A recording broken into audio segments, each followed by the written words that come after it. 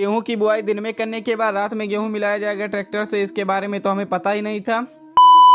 Hello दोस्तों, हमें करना है आज अपने सोई वाले खेत की बुआई, जिसे कल आपने देखा था कि ट्रैक्टर वाले ने रात में ही आकर इसका जुताई कर दिया था।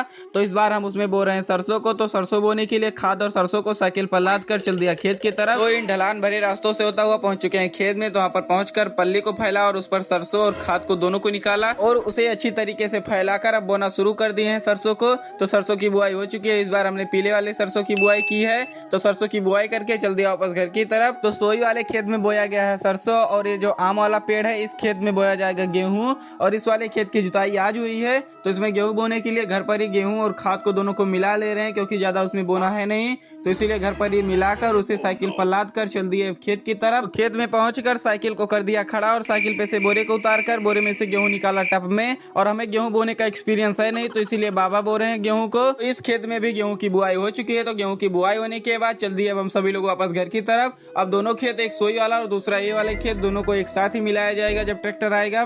तो रात में ट्रैक्टर आया गेहूं और सरसों को मिलाने के लिए। तो हम सभी लोग ट्रैक्टर पर ही बैठकर जा रहे हैं। तो ट्रैक्टर पर बैठकर हम सभी लोग पहुंच चुके हैं खेत में गेहूं को और सरसों को मिलवाने के लिए। खेत में पहुंचकर ये मिलाने वाला जो होता है हेंगा, इसे नीचे उतारने के बाद इस पर सिर्फ एक ही लोग बैठकर मिला रहे हैं। तो ये जो आम वाला खेत है इसे मिलाने में सिर्फ 10 मिनट लगे और उस वाले खेत में 20 से 25 मिनट लगे हैं। तो मिलवाने के बाद दोनों खेतों को जल्दी वापस घर की तरफ। आज के लिए इतना है, मिलते हैं आपसे नेक्स्ट ब्लॉग में। बाय बाय दोस्तों।